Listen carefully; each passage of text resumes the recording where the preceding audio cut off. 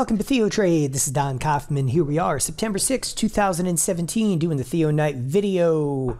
First and foremost, the S&Ps right now, they're up about 7 handles with just about 20 minutes left in the trading session.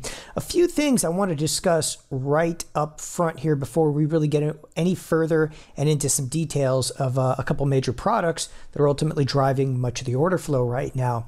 First and foremost, we have a new level on the S&P futures that I think everybody should kind of take note of. That level happens to be 2466. Again, 2466. For those of you that have been tuning in for a period of time, we actually have a number of levels in play now. And again, I'll kind of illuminate a few of those levels. Right up here, we have 2466. Right down here, what are we at? 2438. Last but definitely not least, we are at 2411. And when you start to look at trade, okay, a little bit tighter time frame, we're going to look at a 30-day 1 hour. Again, allow me to kind of enunciate. This is a 30-day 1 hour. You will see the incredible importance, again, of some of these specific levels.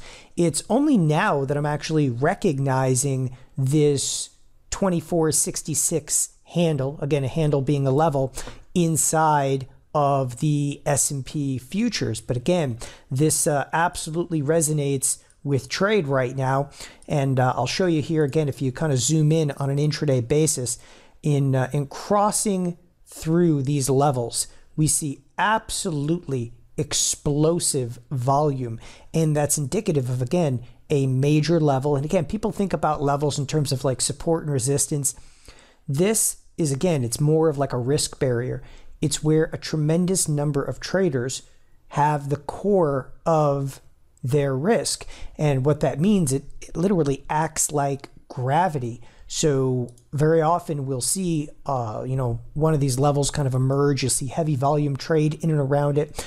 But, okay, sitting on the level is an extraordinarily comfortable place for a lot of traders out there. And again, if you take a look back, even if you're looking at intraday trade, take a look back at those levels. It's 2466, again, 2438, and ultimately 2411. Now, we haven't seen any trade in a while down to 2411, but if you cruise back just a bit further in time, come down to like a 90-day, maybe 2 hours, you'll see plenty of time spent at 2411 over there. Again, interesting how these levels are almost perfectly equidistant of one another. I've actually not seen that in previous levels that we've kind of enunciated. All right, so enough at the levels. It wouldn't surprise me again today to see us close right smack on 2466. In addition to it, let's talk briefly about the SPX. Okay, the SPX has, again, what we term expected moves.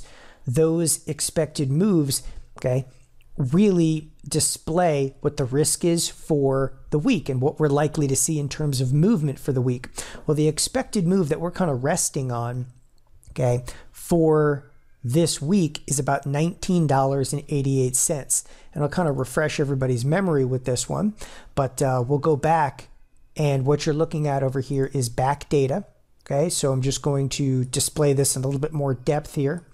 So bear with me while we close up that left side bar so everybody gets a pretty good feel of what we're looking at. Here we're showing ultimately September 3rd, but that actually relates back to Friday's close. That's the previous Friday's close, which happens to be September 1st. And again, the expected move is about $19.88.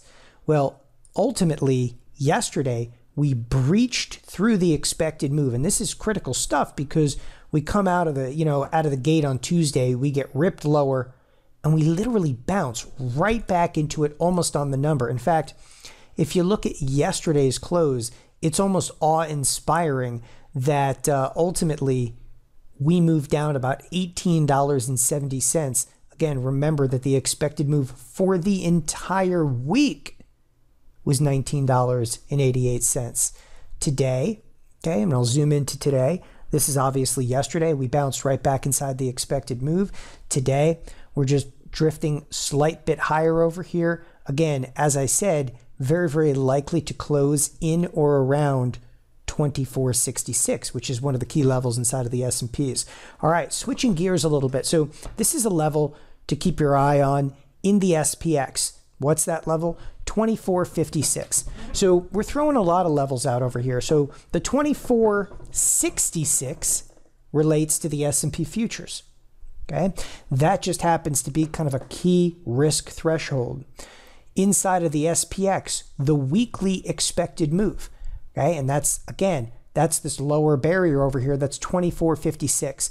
The reason I say keep your eyes on this, there's a lot going on, which we're going to discuss momentarily, in products like the XLF that look fairly dire, meaning that, okay, the market is absolutely, you know, the underpinnings of the market look extremely weak. As such, we're likely to threaten this area, again, of 24.56 time and again inside the SPX. We really only have, what, Thursday and Friday left. Nevertheless, piercing through 24.56 could be extreme. And I want you to think about this level because we're only 10 handles off that. That's 10 S&P points off of that. And piercing through 24.56 could ultimately mean markets start to spiral to the downside. So why do I mention this 24.56 and why do I mention markets spiraling to the downside? It's the XLF, okay? The drop yesterday inside of the XLF puts us in an incredibly, okay, compromised situation. The XLF is arguably the largest, okay, of your major sectors out there. Again, often people always tout, no, its technology is by far and away the largest, okay? But again, arguably speaking, there's many financial products that are actually in the technology sector, yet those financial products tend to move more with the financials. Nevertheless, okay, whether you're a market technician or not, I think we have to start to look at the XLF and say, okay, it's in a bit of a downtrend. The volume is starting to get elevated and aggravated at this point.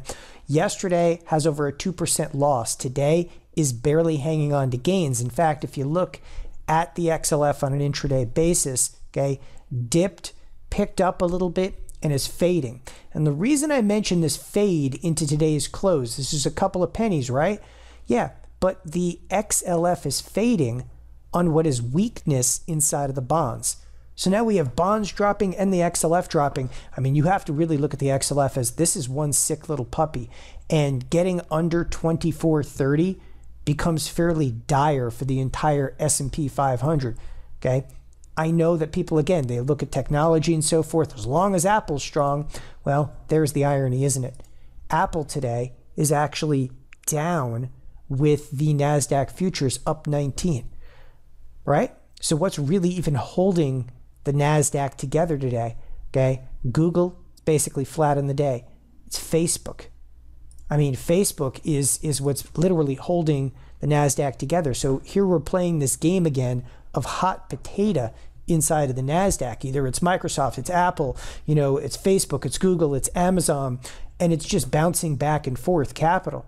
Meanwhile, the underpinning of the market, which happens to be these financials, have really started to deteriorate. And again, if you're a market technician, you know, a lot of people are going to look and say, nice head and shoulders over there. Or it's a ghost. You know, hey, whatever does it for you. All right. Last, but definitely not least over here, one thing that really sticks with me on an intraday basis it's actually quite bothersome. It's the volatility futures. And I mentioned this in the weekend update. The volatility futures, people, they refuse to back off. Here, we have a day that the S&Ps are up 7. And volatility, it hasn't moved really or budged an inch.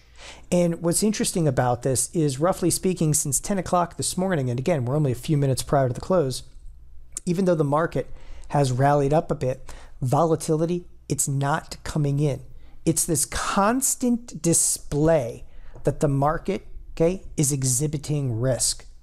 And the question is, are you seeing that? Okay, forget the VIX. The VIX is a dead product. Okay, look at the volatility futures, because the volatility futures, they're skin in the game. Okay, when I say they're skin in the game, they're being traded. Right? There's 120,000 contracts. Somebody sees something. These things are almost up on the day with the market backing off into the close. Okay? it looks like we're going to exhibit substantial amounts of risk as the week progresses.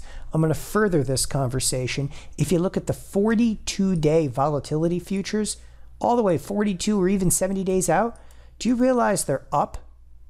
So ask yourself, why is volatility up if the market's up? And the only answer you can come with is because trade right now sees risk. Hey, maybe not this second, but it's coming. All right. The fact that financials are in, again, a less than stellar position, right? You're playing hot potato over in the technology sector. Volatility is being bid higher. We have a fairly serious situation, it appears, on our hands. Remember, in the SPX specific level, we crack and start cracking through 2456, okay? It could get serious in a hurry. That would indicate almost a spiraling effect of what's called dynamic hedging and actually vault markets substantially lower. Thanks everybody for joining us at TheoTrade. Have a wonderful evening. Bye-bye.